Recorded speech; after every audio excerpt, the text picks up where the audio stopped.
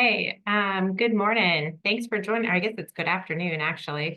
Thanks for joining us. We're about to get started here. This is our Whole Health Louisiana um, webinar, Lunch and Learn. I'm Anna Osland. I'm the Director of Research at the Blanco Center, and we're excited to welcome you to our sixth Lunch and Learn for Whole Health Louisiana. Whole Health Louisiana is a collaborative effort led by the Louisiana Department of Health as the public sector anchor and funder for the Whole Health Louisiana initiative. And the Blanco Center leads the plan's implementation and evaluation. If you're unfamiliar with what Whole Health Louisiana is, it is the state's cross-sector initiative intended to systematically address, mitigate, and prevent childhood adversity within our systems of care and support.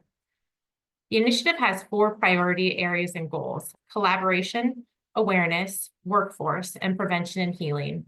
With these priorities in mind, Whole Health Louisiana's vision is to build a state where children, families, and community members across Louisiana are healthy and thriving, regardless of who they are or where they live. All right, I'm going to turn it over to Quinn, who will be the moderator for today's session, and to introduce our speakers. All right, Quinn, take it away. Thanks, Anna. Hi, everyone. I'm Quinn Nguyen, a research associate here at the Blanco Center and the coordinator for the Whole Health Louisiana project. I will be moderating this webinar and the webinars to come, along with my colleagues here at the Blanco Center. As part of this initiative, we are holding a variety of different activities meant to raise awareness and deepen conversation about trauma-informed care practices. Our virtual Lunch and Learn series touches on the workforce priority area of Whole Health Louisiana and features presentations from industry professionals and subject matter experts. We have a webinar planned for one Thursday of each month through June, and each webinar will touch on various topics related to the goals and objectives of Whole Health Louisiana. Our planned webinars are listed on the Eventbrite page that you all use to register for today's event. In addition to the webinar series, Whole Health Louisiana is conducting in-person regional trauma-informed care training sessions across the state. Our last and final one will be in Monroe on the 25th of this month. If you are in that area or if you're interested in attending our in-person training, check the links out in the chat that my colleague will drop. If you have any questions about what the in-person training entails, feel free to ask any questions or contact us. I'm going to go ahead and introduce our speaker for today, Kristen Rome. She is the executive director at the Louisiana Center for Children's Rights. She holds a BA in political science from the Spelman College in Atlanta, Georgia, an English law certificate from the London School of Economics and Political Science in London, England, and a Juris Doctor from Loyola University, New Orleans College of Law. She completed an externship with the Orleans Public Defender's Office and participated in the Stuart H. Smith Law Clinic and Center for Social Justice as a student practitioner. Kristen opened a criminal defense practice with her father upon admission to the Louisiana bar, with a commitment to providing accessible, client-centered legal representation. Kristen defended both adults and juveniles in Louisiana.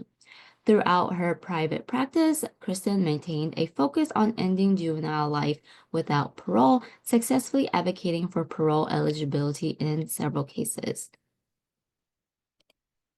I'm going to go ahead and hand it over to Kristen, our presenter, to go ahead and give her presentation. Thank you, Kristen.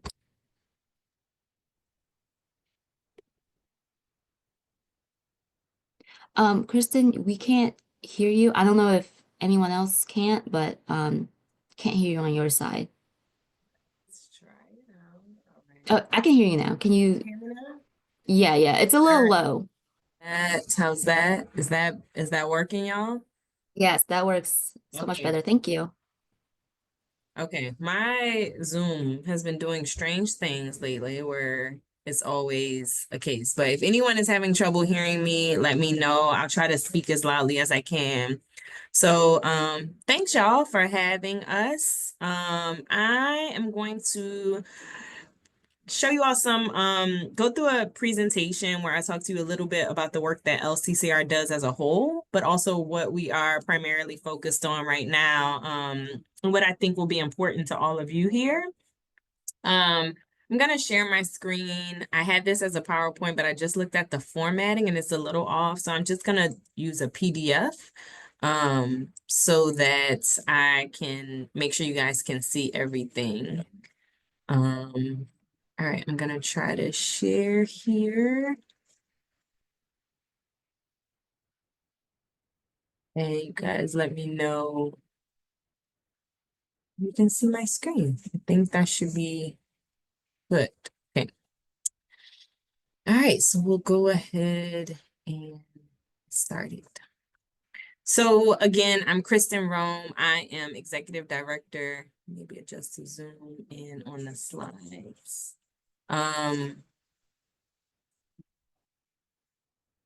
Let's see. Are you guys able to see this? Is that okay? Yes. All right, great. So again, perfect. Thank you. I'm Kristen Rome. I'm Executive Director of Louisiana Center for Children's Rights. And I'll tell you a little bit about the work we do. So who we are. We are, the long and the short is, we are a nonprofit law office that supports young people who are arrested and incarcerated throughout our state. We do this in two different ways. We do this one as the Juvenile Public Defender's Office in New Orleans. That means we represent about 90% of the young people arrested in New Orleans. So we represent them in court, and we do that through holistic representation, which means we not only defend them, but we also provide them with social workers and youth advocates who help us get to the core of what's happening in a young person's life, because we understand that when a young person commits a harm, it's a symptom of a greater need in that young person's life. So we do this direct rep work with young people, but also we do statewide policy and advocacy work for arrested and incarcerated young people. We use what we learn from our direct rep work to help us better understand policy needs for young people and address those needs directly. So we advocate for young people to have better conditions of confinement. We advocate for young people who are arrested and incarcerated to have access to mental health resources, to have access to education. So again, thinking about the whole young person. So we fight to keep children out of the justice system, essentially so they can thrive at home in their communities. We know that to create community safety, young people have to be able to thrive in their homes and in their communities. And we envision in Louisiana where every child, irrespective of their race, their class, what they're treated like children and supported in becoming healthy adults.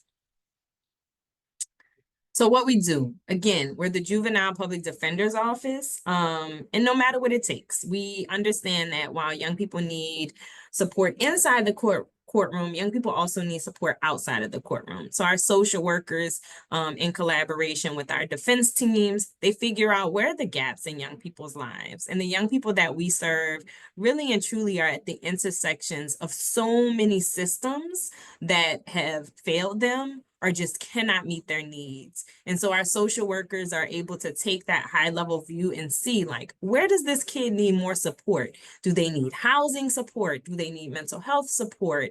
Do they need career support? Do they need education support? And then we write plans. We do biopsychosocial histories. And in collaboration with our social workers, our youth advocates put actual feet to these plans. So if we recognize that a young person needs behavioral talk therapy once a week, this is what they need with their families to be able to thrive. Our youth advocate might be responsible for literally picking that kid up from home every week and bringing them to their therapy sessions to make sure that they're getting what they need, again, to not only get out of this system, but to leave this system behind for good. So they're not being rearrested, trying to interrupt that cycle. And then again, advocacy. We tackle systemic issues that trap poor youth and Black youth in the justice system. What we've identified and what we've worked on so far is youth in the juvenile system. This has been a huge issue, and we'll talk more about this and what we're working on right now. But trying young people as adults and putting young people in the adult system as opposed to the juvenile system has been a huge issue in our state. And this year we became, or 2024, last year, we became the first state in the country to roll back raise the age legislation. So the overwhelming majority of the states recognize that for the purposes of arresting a child, that the age of adulthood doesn't start until 18.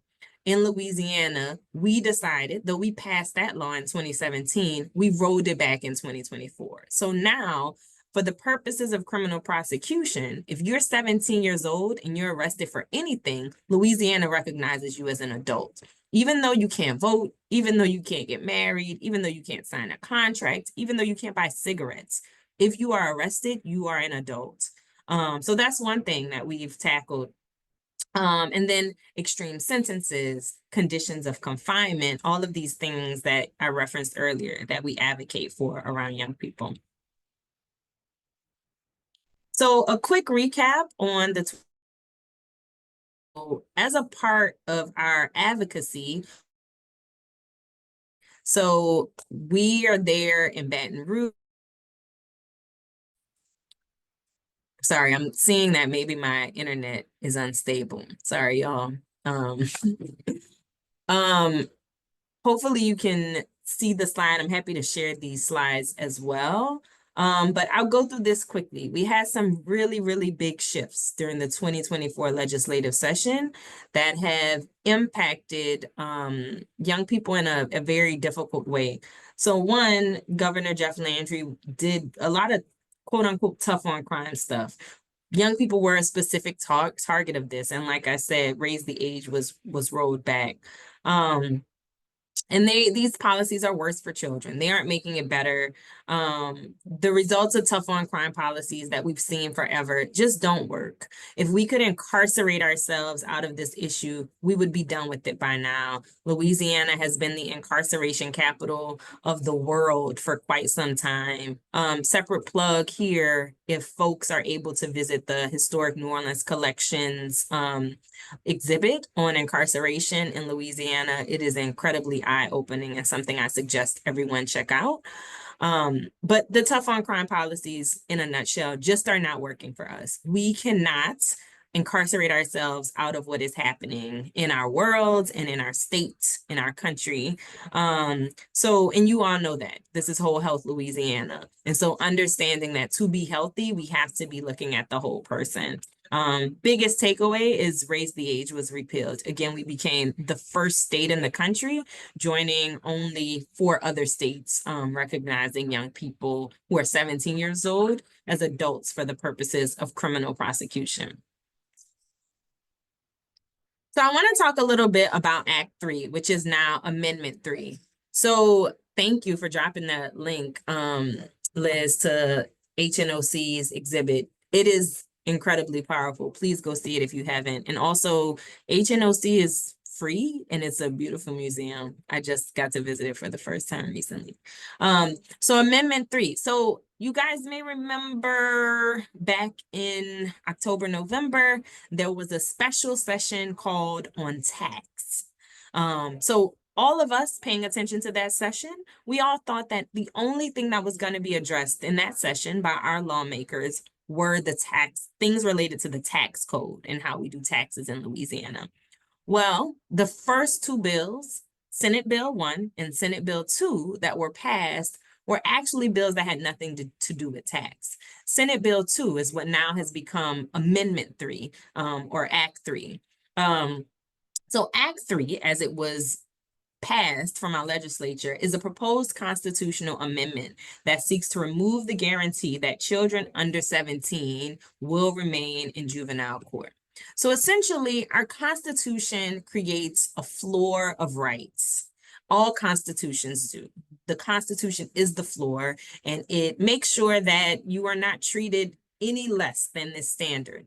Right now, there's a protection in our Constitution for young people. And it says that if a young person is under the age of 17, they can be tried as an adult only for an enumerated list of crimes. That's written in our Constitution. I want to be clear that that enumerated list includes the most heinous and dangerous violent crimes. So right now, for things like carjacking and murder and armed robbery and rape and kidnapping, all of these are crimes that if you are as young as 14 years old in the state of Louisiana, you can be tried as an adult for. But again, the Constitution provides the protection that only these crimes that are enumerated can be transferred to adult court. What Amendment or Act 3 seeks to do is remove that protection, remove that floor, so that now the legislature can decide that any felony can be transferable to adult court. So that means if you're 14, 15, 16 years old and you commit any felony, you can be tried as an adult.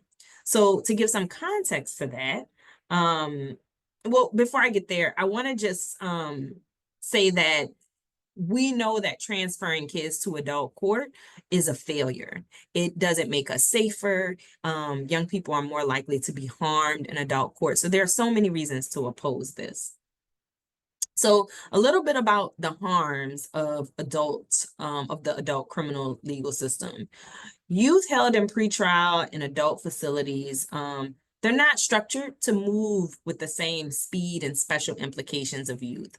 So when young people are tried as adults, the timeline on when they are tried, when their trials happen, when they are transferred from certain facilities, the timelines are much longer in adult court.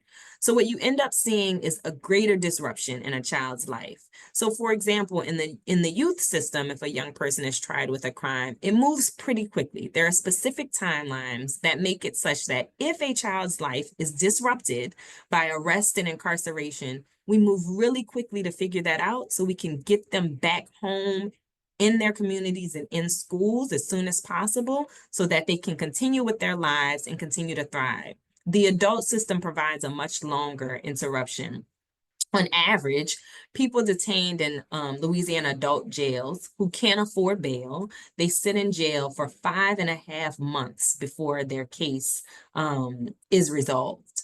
And those are for really low-level crimes. For the higher-level crimes, folks are sitting in jail sometimes for 2 to 3 years waiting for trials, particularly when we think about the backlog that we are managing post-COVID, post-pandemic.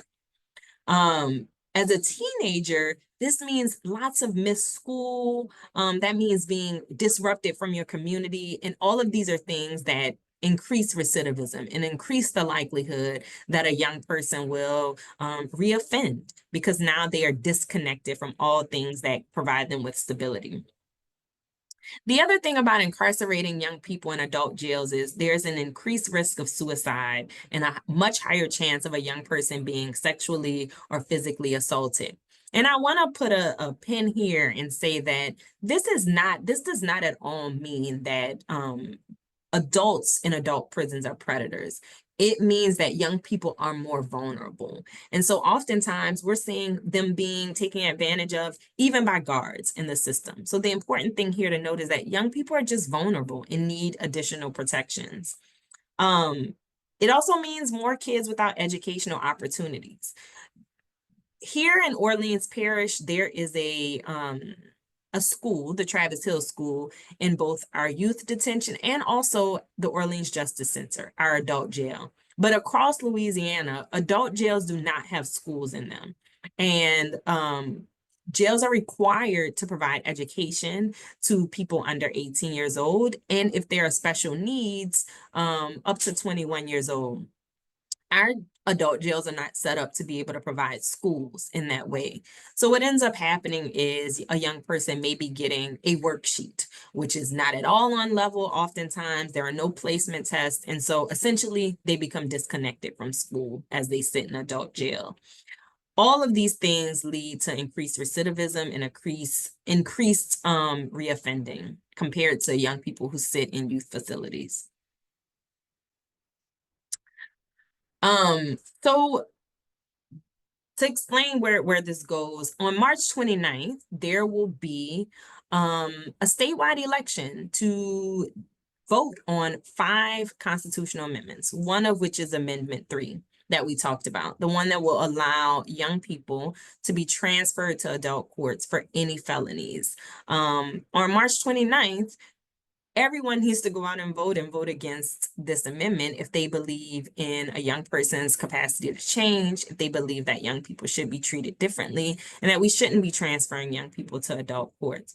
So there are a few things that we think that you can do to make sure that this doesn't happen. One, talk to your family, talk to your friends about the March 29th ballot and why you are voting, whichever way you decide to vote. Reshare information through newsletters and social media. I'll have another slide where you'll see our social media, but it's LA Kids, KIDS, Rights, RIGHTS.org is our website, and all of our social media handles are at LA Kids Rights. Please follow us on social media so that you can learn more about Amendment 3 and what we're doing to stop it and how you can be involved. Donate to our efforts. This election is going to require resources, but also we're a nonprofit law office. We are making sure that the most vulnerable children in our community have access to social workers, that they have access to responsible adults and mentors like our youth advocates or our reentry specialists, that young people are getting what they deserve in schools, that they're getting what they have a right to in schools, and that they're getting the housing that they need, the mental health resources that they need. So please support our work in knowing that the work that we are doing is to create community safety. It is about recognizing the whole being of a young person in our efforts to create community safety. And then finally, as we talk about No on 3, please visit the website. It's noon3la.org. You can learn more specifically about No on 3 there at that website and things that are happening. There are resources there that you can feel free to share with others in your community. But the reality is we need folks to know what's happening. We need folks to know about this election, and we need folks to show up. We need folks to understand the changes to the Constitution and understand what this could mean for our state if we allow these constitutional changes to happen. Finally, stay in the know. These are all the ways to connect with us. So again, on Twitter, we're at LA Kids Rights, Instagram, LA Kids Rights, Blue Sky, which is new, lakidsrights.bsky.social. We're on Facebook as Louisiana Center for Children's Rights. Our website is lakidsrights.org. And if anyone has any questions or follow-up, please send an email to our policy director, Tiye Davis, at tdavis@lakidsrights.org. Thanks, y'all. We appreciate it so much. And I'll open up to questions now, just like any discussion, question, thoughts.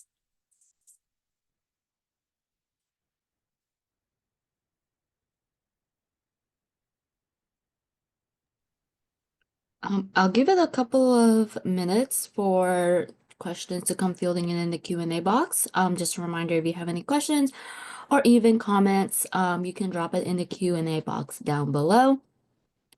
I'll give it a couple seconds for people to kind of think and, ruminate on all of the stuff that we just learned out. Thank you, Kristen. That was a lot. I was just shocked at the information that you provided, to say the least. Yeah, so let me say, I said a whole lot. Please feel free to ask anything, even if it's like, hey, you didn't mention this in the presentation, but I'm just curious about this thing as it relates to young people. I do see an answer in the Q&A when the amendment vote day is and what it's for. So please visit noon3la.org to get the full details, more than I can share in this call considering our time constraints, about this particular amendment. But the election is March 29th. There will actually be 5 amendments on that ballot, 5 amendments that are amendments to our Constitution. I can tell you that we are definitely pushing a No on 3, because No on 3 is what directly impacts young people. But I encourage everyone to understand all 5 of the amendments and be clear about what your position is on all 5 of the amendments. Anytime a constitution is being changed, it's very serious. It is nothing for us to rush through, and it is something that us as citizens need to understand and need to be a part of. So I encourage you to just understand what all 5 amendments are about, and to visit knowon3la.org to get a better understanding of Amendment 3. Thank you, Kristen. I just want to note that the link to the website is dropped in the chat, if you want to go check it out. We also have another question for you, Kristen. This one says, this work seems very interdisciplinary to accomplish a lot on advocacy efforts. How do you collaborate with other professionals to do this work? Advocacy, use of trauma-informed care, or anything else? That's a very good question. Thank you for asking it. And you're absolutely right. It is interdisciplinary because, again, the young people who we serve are at the intersections of so many systems, and they are so deeply in need. So the way that we collaborate with others is, one, we have, through our advocacy efforts, we have community partners. We sit on the steering committee of a coalition called the Youth Justice Advocates that is here. We are building into a statewide coalition, but right now have a pretty strong roots in New Orleans. We meet monthly. Our monthly meeting is actually today at, I'm gonna look it up. I think it's at St. Roch Community Church. Pretty sure of that. But I want to invite folks or tell folks. Yes, it's at St. Roch Community Church today from 6:30 to 8. We meet monthly and we come together. We're a coalition of about 30 organizations right now. Together we form the Platform for Youth Justice, which you can Google the Platform for Youth Justice and you can find it. But we get together, we are people and organizations, individuals and organizations that work with and serve young people. And we get together every month to talk about the work that we're doing and to be in partnership, so that when LCCR has a client that is in need, we know where our partners are and where to refer them, but also that our partners know when they are working with a young person that has been incarcerated and is being prosecuted, they know who's working on that and they know that they can call us and talk to us. So we have a number of community partners that we solidify through the Youth Justice Advocates. And then through our direct representation work, our social workers and our client services division have built relationships with various community partners who we oftentimes refer young people to. So if there are things that you can provide to young people, in particular, arrested or incarcerated young people, please feel free to reach out to us. Again, email our policy director, Tiye Davis, and we'll connect you with our social workers. If you are like, hey, I'm a person that if a young person needs a job, they can come to me, or my organization provides therapy to young people, you can refer young people who need therapy to me. Please let us know. We'll make sure you're a part of our resource list that our social workers use to refer our clients to. Thank you. Thank you, Kristen. We also opened the chat for everyone. If you have any comments or anything that you'd like to say to Kristen or anything else, you can put it in the chat box. But questions still go in the Q&A box so we can see them as they come. Kristen, if you want, since we opened up the chat, if you want to drop the information of that coalition meeting for everyone to have, that I think that would be really helpful. I'll give you a couple seconds to do that before I follow up with the next question that we have here. If you want to join the Youth Justice Advocates, you literally just pull up to the meeting and you say, I am here to join the Youth Justice Advocates. If you want to be placed on the Youth Justice Advocates email list, I'm going to drop into the chat the email address of the Youth Justice Advocates, and you can email this email address and let them know you are interested in joining the list and being included on the invites, and you'll get, sorry, I need to change where I'm, oh, Liz, you'll read my fit. All right. Okay, there's an email address. If you're interested in joining the Youth Justice Advocates, you can either just come to the meeting this evening at 6:30 at St. Roch Community Church, or you can email the email address that's just been dropped, that will be dropped in the chat. And let folks know at that email address that you don't need to let them know you met me or you attended this. You can just say, hi, I want to be a part of the Youth Justice Advocates. Can you please make sure I'm included on future invites? We do not have chapters just yet in other parts of the state, but we would love for folks to join, especially if you are in other parts of the state. Please email us and let us know, like, hey, I'm in Lake Charles, I am in Bossier City, wherever you are, and say, I want to figure out how to bring this to my community. And we are so excited to do that. Awesome. Thank you, Kristen. I'm going to go ahead and start fielding the other questions. We have some more come in. Someone asked, given the violence that happens in prisons, how would underage youth be housed in adult prisons to ensure their safety if this passes? Yeah, so we don't know, right? We know what is required. So federal law, there's an act called the Prison Rape Elimination Act, PREA. PREA requires that young people, under federal law, this is anyone under 18 actually, because under federal law, adulthood is 18. Anyone under 18 years old who is held in an adult prison must be sight and sound separated from incarcerated adults. So what this means in practice is young people, anyone under 18, has to be on a completely separate tier from incarcerated adults. This becomes a huge problem, especially in rural parishes, because in rural parishes, these are much smaller jails run by much smaller sheriff's offices. So while the Orleans Parish Jail has the capacity, barely, side note, but in some ways has the capacity to create a separate tier that is just for young people, most adult jails in our states do not have that privilege and capacity. So what ends up happening is young people are oftentimes held in solitary confinement completely just for their quote unquote safety. The implications of holding a young person in solitary confinement, I don't think I need to explain to this group of people how it can impact a developing young person when they are held without social interaction. I don't think I have to explain how scary that can be for a young person, and what we see, the increases in suicidal ideations, the increases in depression, and just really their inability to cope, socialize, all of these things. So oftentimes the way they are protected is by being held in solitary confinement, because federal law does require them to be sight and sound separated.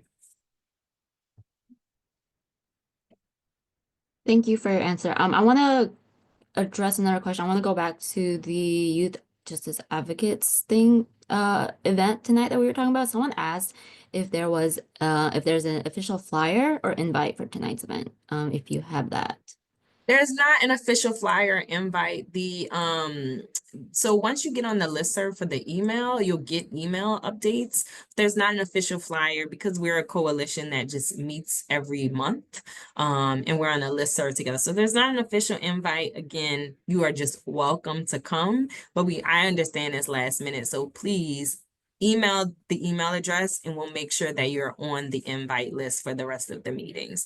And also, just to note, those meetings, we alternate each month between daytime meetings and evening meetings, and we provide Zoom links. The reason why we alternate between evening and afternoon meetings is because this is an intergenerational coalition. We recognize that young people have to be at the center of the work that we do, and young people have to be able to tell us what they need and what they want. So young people are an important part of this coalition, and we know that the daytime meetings, they're at school. So we have these evening meetings to make sure that they're able to attend. Awesome. Thank you for that clarification. We have another question. Someone asked, can you recommend a source or website where we can find statistics on the impacts of the impacts incarceration have on youth? Yeah, so I'm doing it as I talk. So the Sentencing Project is one to look into. If you Google the Sentencing Project, Children's Center for Law and Policy is another one. What I'll do is, so that I'm not just rattling things off, in addition to those, I will make sure that Liz gets a list of some places you all can look, and that'll be a part of a follow-up email that all the attendees can get. But yeah, there are plenty of websites, but I would start with the Sentencing Project, Children's Center for Law and Policy is also a good one to start with. Thank you. I'll also vouch for the Sentencing Project. They have lots of awesome resources and information. I've used a lot of their statistics and their sources before in projects when I was in school. So thank you. And we have another question. When young people 17 years old or younger are put in adult jails, are there any protections that an advocate could ask for that may protect them from assault? I think it is, if I'm being honest, I think there's no real way to prevent it, right? Like we cannot control what is happening inside of jails. Oftentimes, the jailers themselves cannot prevent or control what's happening inside of jails. But I think as advocates, what we can do is push, one, for laws to be followed. So recognizing that as we are putting young people in jails, adult jails and prisons, they must be sight and sound separated. We should be advocating for that, but we should be advocating for it to be done in a way that protects their well-being, not just stuffs them in solitary confinement. That is not protecting them. But I think another way that we should be advocating and pushing to protect young people from assault is recognizing that young people just do not belong in adult jails and prisons. And that is something we should be pushing against. It is not, adult jails and prisons are not built for young people. And even if we decide, if as a society, that we want to try young people as adults, whatever that means, to try someone as an adult, like I can't be tried as a 54-year-old white man if I commit a crime, because I'm not a 54-year-old white man. So this idea that we can try a kid as an adult and they are not adult in and of itself is just a complete failure and fallacy. But even if we agree that some crimes require more serious treatment, we can also agree that while we hold and house that young person, that we make sure that they are protected and that they are in a space that is safe for them. And what we know is that by and large is a juvenile jail. So I think it is just continuing to push that children be treated differently in the system. And I think another big thing as advocates that we have to start talking about is that we deserve options, and that there's not one way or another way, but that everything that exists right now in our legal system is a creation. We created it. We agreed to it. We made it up. We can make up something new. If what is happening isn't working, we get to innovate. We get to try something different. And in many parts of our society, in the tech industry, for example, there's constant innovation. Things are constantly growing and changing. We're trying new things. We're trying to be on the edge of what's new and what works. And in our legal system, we have not innovated in centuries. It is the same. The idea of incarceration has remained the same. And so I think as advocates, part of our job is to not know immediately what is the change or what is the one solution. There's not one change. There's not one solution. It is to recognize that we need to innovate. We need to try new things. I hope that's helpful. Thank you for your answer. We have another question that's in the chat box. As a lawyer, how do initiatives such as Whole Health Louisiana inform your work and/or provide opportunities for collaboration? Many of our webinar attendees are in fields such as social work, counseling, or healthcare or medical workers. This is such a good question. So, prior to coming to LCCR, I was in private practice and I was doing youth work. I was doing juvenile life without parole work. And it became my entry into understanding clients, putting language to understanding my clients as a whole person, recognizing that when anyone, young person or adult, commits a harm, there's a context in which that harm was created. And when we look at the context, we start to think about things like their physical health, their mental health, their safety and housing, and how all of these contextually impact the act or the harm. And juvenile life without parole work really became my entry into that. And then when I came to LCCR, I was introduced to a public defender's office that supported that in a real way. There were social workers working here. And people who were clear about, like, we cannot talk about a young person, we cannot represent a young person in court unless we understand all these other things about the young person. So as a lawyer, initiatives like Whole Health Louisiana are vital to the work that I do, because as a lawyer, I recognize that when I am working to serve a young person, I am but one piece of the puzzle to help this young person get back on track and to help get us towards community safety. If I do my job well and I get a young person back in community and outside of the harms of the legal system, unless I've connected this young person with someone who can have these other parts of the puzzle, I'm not really serving the young person. So it's really integral. And I think that this is part of the innovation that we are starting to see and create in the legal system, recognizing crime as a public health crisis, recognizing that crime is not about one thing. It's about so many things. Harm in community is about so many things. And part of our innovation together, initiatives like Whole Health Louisiana are part of that innovation, part of saying, like, hey, incarceration is not this one thing. The legal system is not this one thing. This is not working. Let's call on social workers. Let's call on health there and figure harm in our community. Thank you, Kristen. I love that answer so much. Thank you so much for touching on the different aspects of this work. You made a lot of great points about how we are all part of the different pieces and, how we can help people and serve populations. So thank you so much for your answer. I really loved it and how you addressed that. We have another question that asks, how do you practice self-compassion and self-care in this work? What strategies do you use to address secondary traumatic stress in yourself and your colleagues? Yeah. So this is such an important question as we do this work. And it is another one of these things that, we are trying many things and we are trying to innovate and get to a place where we understand, how do we create self-compassion? How do we create self-care?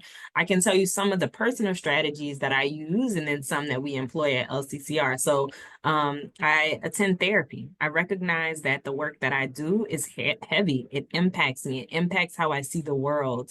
And in order for me to be able to sustain myself here, I need to be able to process some of the things that I am experiencing through doing this work. So therapy has been a part of my self-care practice. Doing something creative is a huge part of my self-care practice. The work that I do is abolitionist work. I am here to destroy systems. And as I destroy things and as I see destruction around me, I need to be creative so that I can know that there is balance. There are two sides to everything. So for me personally, that looks like doing ceramics. I do ceramics every week. I've been doing ceramics for the past year. I'm a baby ceramicist. One day I will be a world-class potter, but I'm not there yet. So I do that. And then most recently I've started doing improv. Improv acting. I'm in my first improv class. And it's a way for me to give myself time to learn more about having space and time to think, to learn more about how to listen. And another thing that improv is helping me with is learning how to be in community and work together as a team.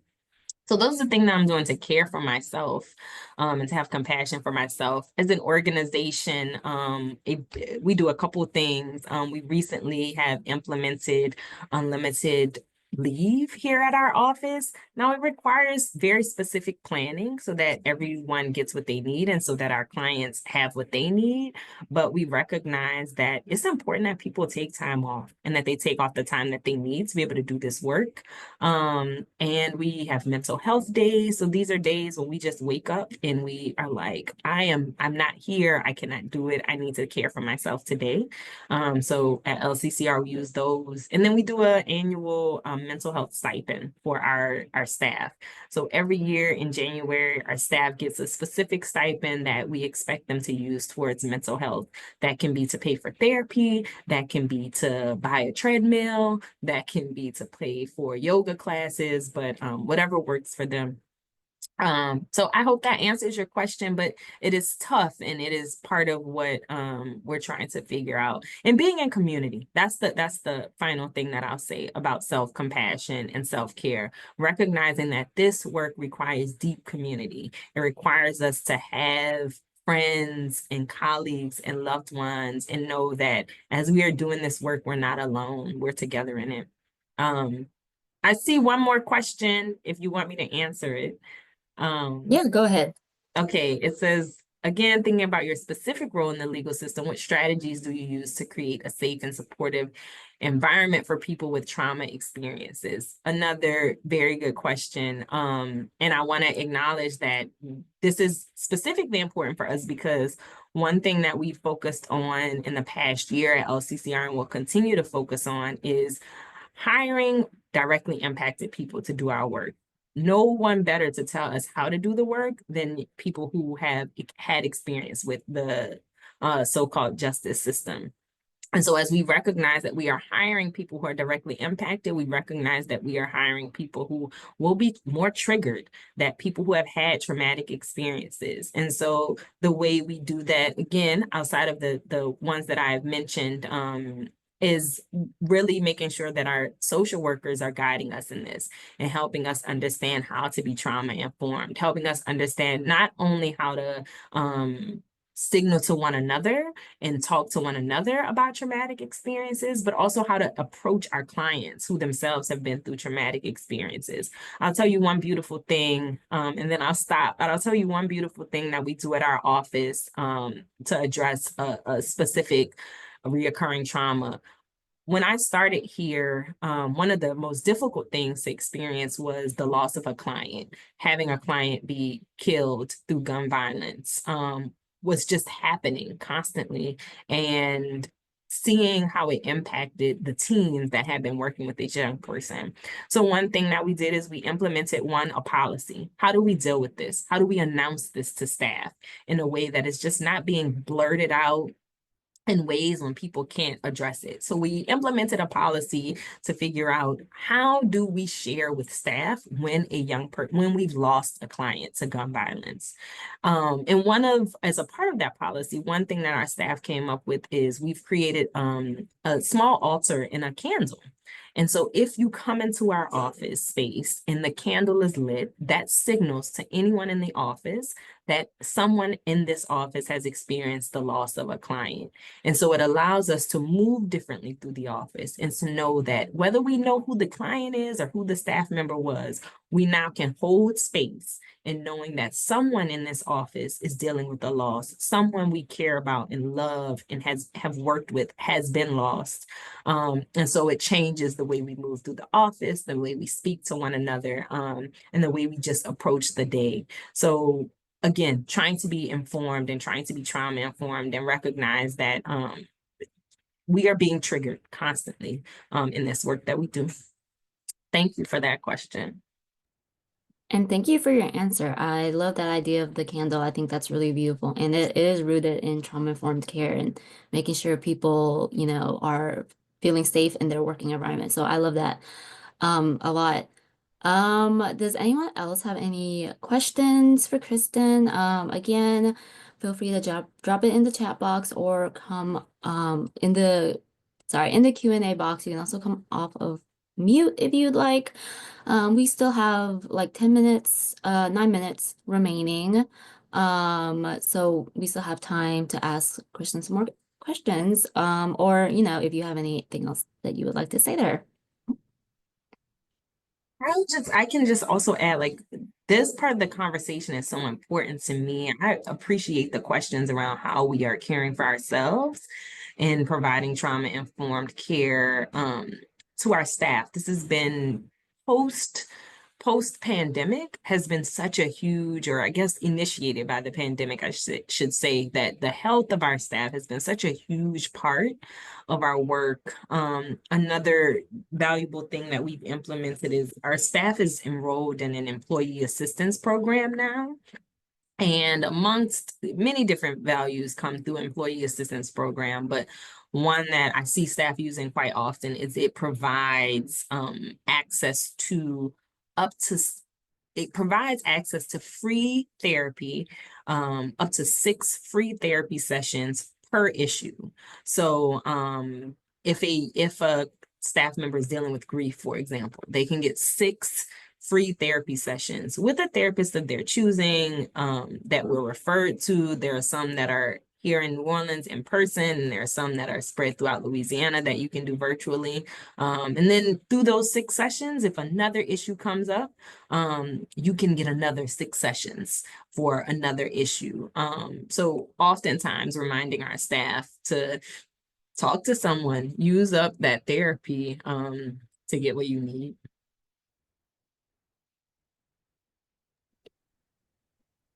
Yes, thank you. And I advocate therapy for everybody. Especially in Louisiana, if you've experienced hurricanes and things like that, any natural disasters, that's already a traumatic experience. And everyone will experience at least one form of traumatic exposure throughout their life, whether it caused severe distress or not. It's still something that you hold within yourself, and something that might want to talk through with somebody. So I advocate for therapy. It looks like we don't have any other additional questions or comments. And we can go ahead and wrap it up early.